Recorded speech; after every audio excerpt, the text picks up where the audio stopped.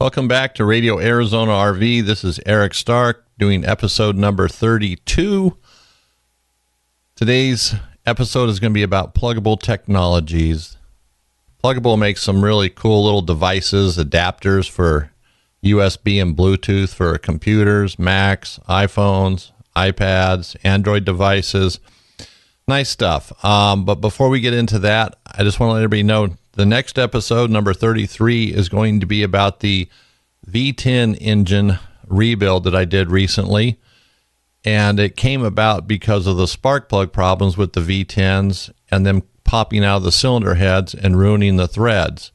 So I took mine a step further because of the miles, and rather than just do a spark plug repair, I actually took the engine out and had it rebuilt. And just show everybody with kind of the details of that. It's a pretty cool project. It was in a van, so it wasn't for the faint of heart, although a truck wouldn't be much easier, except you don't have to take the front end apart. But there's a lot of V10s out there in motorhomes, so I just want to talk about that next week, or excuse me, next episode. Weekly would be a great goal. If I could do these things weekly, that would be awesome. So that would be a nice goal. I'm going to set that as a goal. So anyway, again, this is Radio Arizona RV, and also a reminder to check out ArizonaRVPartsCenter.com. That's our website where we sell RV parts and accessories, and also where I have been adding pages for each podcast that I do that requires one, and Plugable definitely requires one. So on the left-hand side of our website, down towards the bottom, there's a link that says helpful RV articles, and if you scroll down, there's one that says Plugable. Click on that link and it'll pretty much cover everything I'm talking about today in this episode.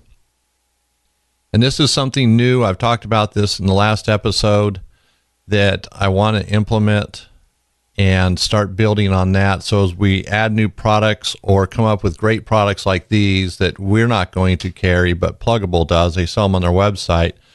Because I use these and I really think they're great products, I wanted to build a page for this to promote it. These guys deserve any business they can get because they make an awesome product. And so that's what I'm doing on the website. And I've done it for water heaters, Plugable, Carefree awnings, Dometic awnings. There's some power gear stuff, rubber roof maintenance, and the list is going to grow. In fact, I'm going to be doing one for Solera awnings as well. Solera is made by Lippert, and that'll be up there pretty soon as well. So even the Ford project may or may not be on there, but the Lippert Solera awnings definitely will. So this is Eric Stark again with Radio Arizona RV, and that was just a plug for Arizona RV Parts Center. Check it out. You know, we do sell everything on our website that, well, I shouldn't say everything. The RV related items we do sell on our website, and of course I'm going to talk about them on the show here. And because we don't do any advertising on our podcast, you know, on the website itself, I got to plug our own products. You know, that's how I make a living. I think that's obvious. Everybody can appreciate that. We have to earn a living somehow. So anyway, back to the Plugable technologies. The first item I want to talk about, well, them in general. You know, these guys, you got to go to their website. You really have to see all the different products they have. There's no way I could cover it in a podcast. It would take hours to do. But looking at their website, it's a nice website. It's divided up by product. And so you can just scroll down the page and see everything they have and what it does. There's brief descriptions. And of course, like any other website, you click on the link and it takes you in and you get the product details. And they have videos that show how things work. You know, they show it working. So they have a really nice website. It's simple. It's easy to navigate. And of course, you can certainly buy on their website. And their prices on their items are very well priced. You know, I can't complain. I've bought several things or many things, and I can't complain at all. And they're easy to use. But getting back to what I use some of their stuff at home, in my home office or studio, and I use stuff at my business. I have a brick and mortar RV retail store, as many of you know, located in Welton, Arizona. And so one of the items that I use, it's the USB 3.0 7-port adapter. That and also a USB 3.0 4K HDMI adapter. These two things allow me to run multiple monitors on one computer. For example, my laptop, which is sitting to my left, obviously you can't see that, but it has its monitor that's built in, plus 2 additional monitors. And both of those monitors are hooked up to the pluggable USB 7-port adapter with the HDMI adapter enabling it to plug in. You know, for $75, I'm able to add another monitor to the computer, and then I can just additionally add from there. So you can buy the 7-port adapter one time, and then you buy additional HDMI adapters for each additional monitor you want to hook up to 7. Now, for an RV, you're not going to have 7 monitors. You might not have 3. You might just need an extra one. And some laptops have an HDMI port on it where you wouldn't need this. But what's cool about this USB adapter, 7-port adapter, is you can plug USB devices in it as well. So you can run a monitor plus 6 other USB devices, or charge something, have USB memory sticks in it.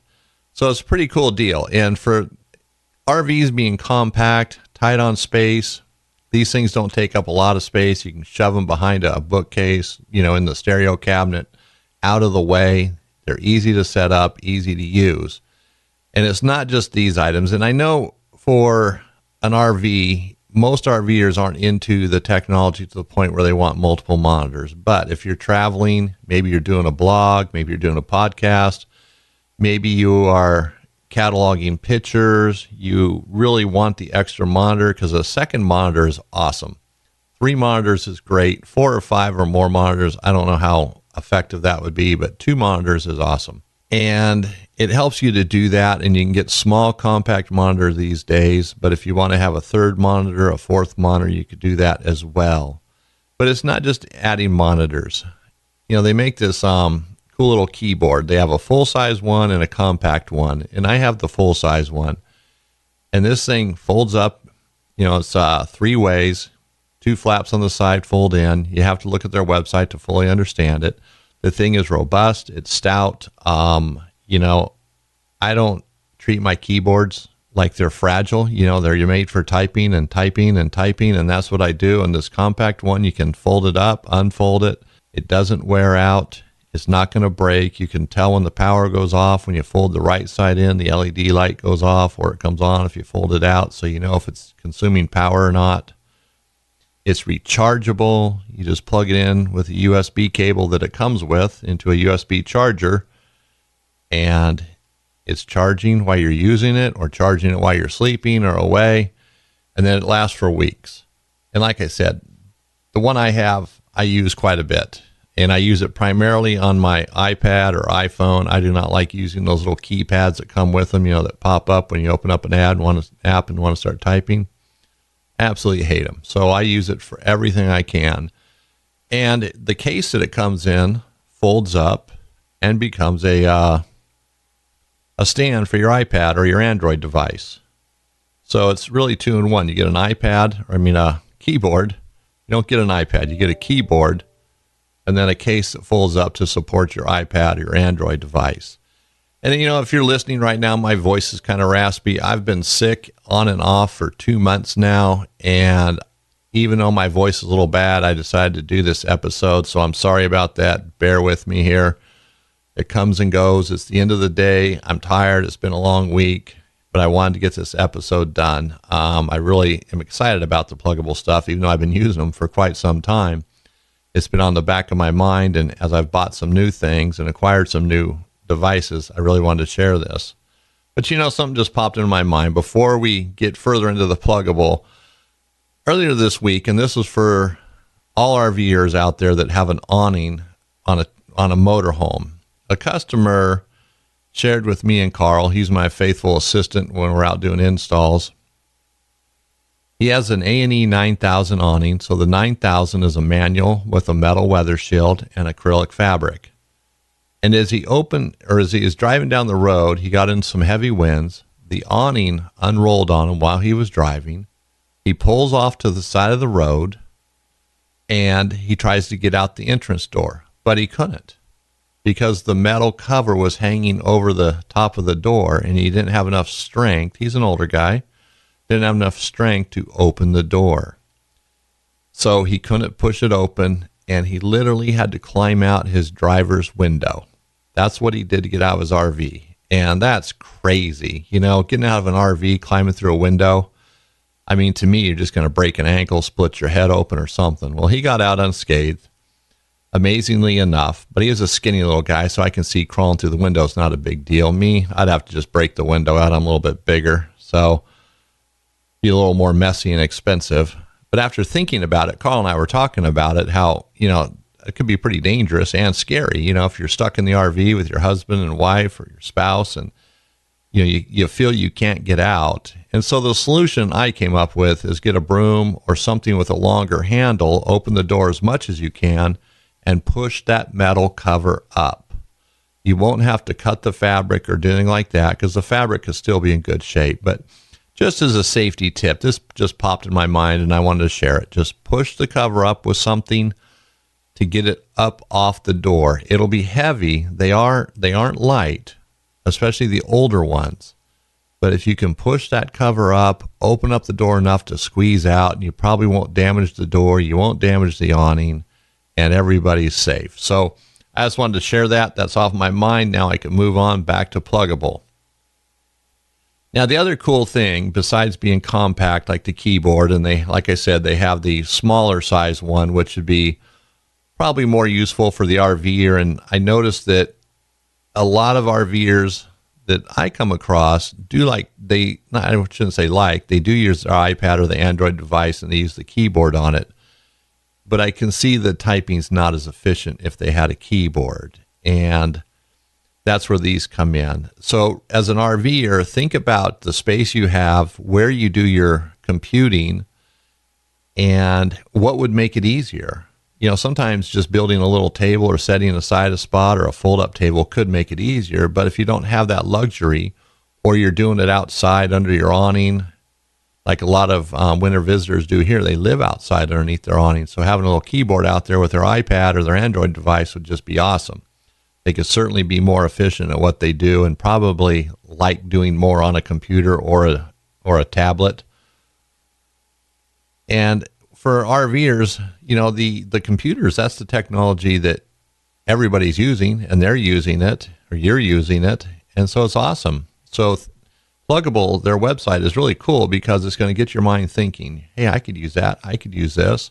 In fact, I was looking at it a couple days ago, and now there's a couple more things on there that I didn't see before. I don't know if they're new or if I just didn't notice them, but I'm going to be making a purchase pretty quick here for a hard drive dock for one thing, and maybe they're USB speakers. They're pretty cool. But before I get into that, another little item they have, and you know what's so cool is this one is a Plugable Power Station. That's what it's called.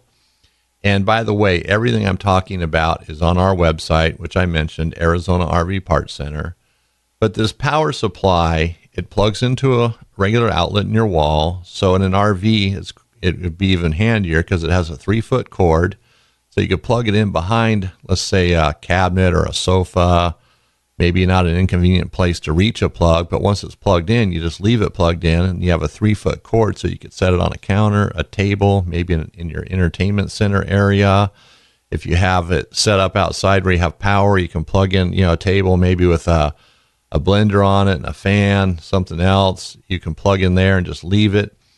And you can plug in 2 other 110-volt devices into it. But what makes it sweet is it has 3 USB ports on the front of it for charging. So you can plug in a phone, a tablet, or 2 phones and a tablet, 2 tablets, a phone, ever how you want to mix it up. And let's face it, today we're getting more and more things that plug in and charge. I know I have a camcorder. I have a regular camera. I have my PayPal credit card processor that I use out in the field. I have 2 iPads, an iPhone. My wife has iPad, iPhones.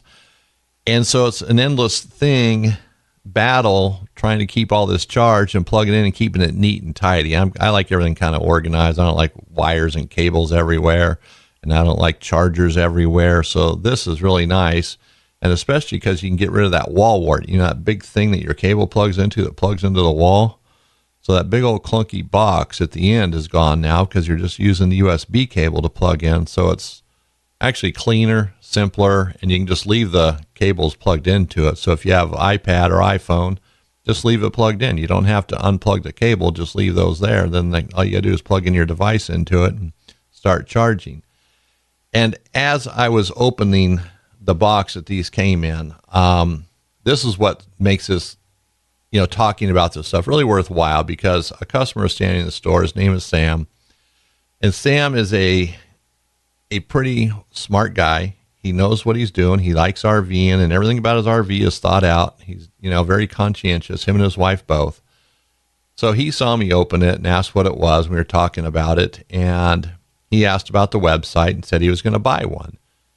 And I really wasn't sure if he was or not. I was hoping he was going to, but I talked to him a few days later when he came back into the store, and he actually bought 4 of them. And I thought that's nice, because he really thought it through. These things are cool, and he put them several different places in his RV. And I don't know if he bought one for someone else, but I know he bought at least 2 or 3 for his RV just for convenience. And they're that inexpensive. These things aren't really expensive. It's surprising how cheap they are, actually. I was in a store the other day, and I saw something similar to this, but not like it. It didn't have the same functionality, and it was actually more money. So it says something about Plugable. They're keeping their prices down to make this stuff affordable, and where you buy more than just one thing. And I could go on forever about all their products, but the last thing I'm really going to get in depth about is a 4-port USB hub that we actually use at our store. I have a computer that's hard to reach. You can't get to the USB ports on the back. It has one on the front, and all we use it for is a cash register. So I'm not going to put a heavy investment in this. But I needed to plug in some other devices. So I got a 4-port USB hub from them, and this thing's awesome. It plugged right in the computer. It actually swivels as well. So if you need to move it in a certain direction, want it facing a certain way, get it out of the way of something, it does that. In fact, the picture on my website and their website shows how it works with a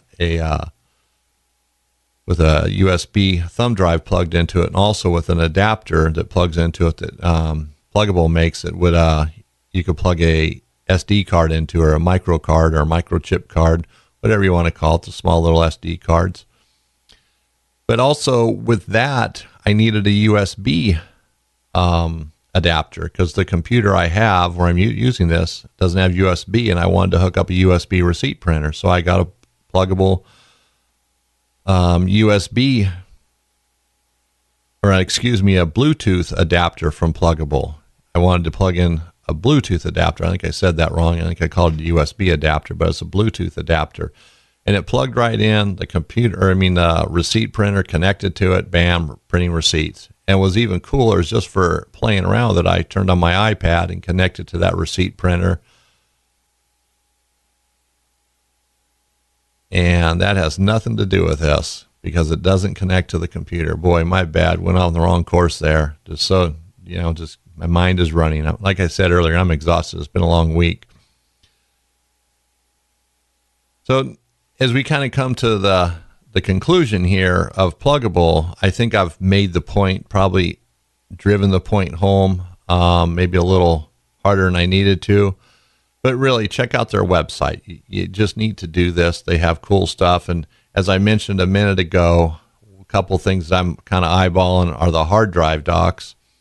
And what they are is for a secondary hard drive for your computer, so you can do backups or use it for storage, whatever you want to do with it.